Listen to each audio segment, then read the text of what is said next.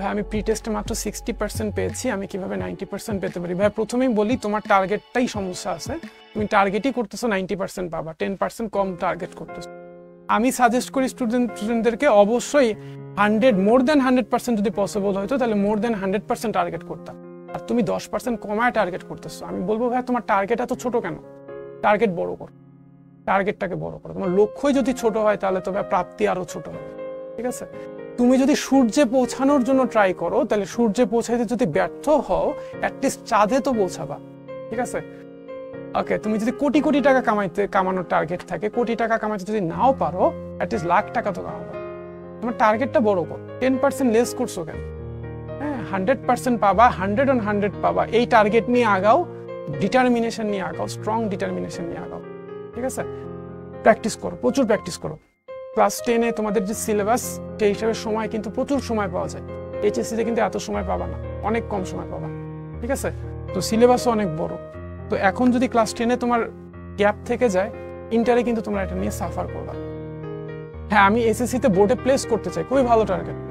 এরকম টার্গেট নিয়ে আগাও, বড় বড় টার্গেট নিয়ে আগাও। কি টার্গেট নিছো আমি 90% পাবো কিভাবে? এইসব 90% টার্গেট করা যাবে না, টার্গেট করবা বড় বড়। হ্যাঁ, টার্গেট বড় হইতে সমস্যা কি? মানুষ তার স্বপ্নের সমান বড়, তোমার স্বপ্ন বড় হলে তুমিও বড় হবে, অবশ্যই এফোর্ট দিতে হবে আজকে। এটাই হচ্ছে কথাটা, যে তুমি যদি সূর্যের মতো জ্বলতে চাও, তাহলে সূর্যের মতো বিশ্বকে যদি আলোকিত করতে চাও, প্রথমে তো সূর্যের মতো পুড়তে হবে তোমাকে, ঠিক আছে? তো if you want to shine like a sun, first burn like a sun. এটা বলছে হচ্ছে ভারতের সাবেক রাষ্ট্রপতি এপিজে আব্দুল কালাম, যিনি শুধু রাষ্ট্রপতি ছিলেন না, বিশিষ্ট পরমাণু বিজ্ঞানীও ছিলেন।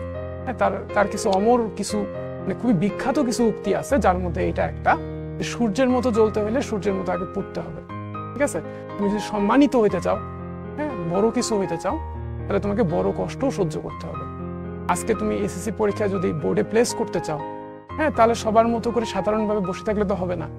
সবাই খেলাধুলা করতেছে, টেলিভিশন দেখতেছে, মোবাইলে ঘন্টার পর ঘন্টা সময় কাটাচ্ছে, তুমিও যদি কাটাও একইভাবে, তো তুমি তো সবার মতো রেজাল্টই করবা। সবার চেয়ে আলাদা রেজাল্ট করতে গেলে সবার চেয়ে আলাদা পরিশ্রম করতে হবে। তো তুমি এই পরিশ্রমটা করার জন্য কতটুকু প্রিপেয়ার্ড, হ্যাঁ, কতটুকু কনফিডেন্ট, সেটার উপর ডিপেন্ড করতেছে যে তুমি আসলে কতটুকু লক্ষ্যে পৌঁছাইতে পারবে, ঠিক আছে? আজকে এই পর্যন্তই, সবাই ভালো থাকো, টাটা, বাই বাই।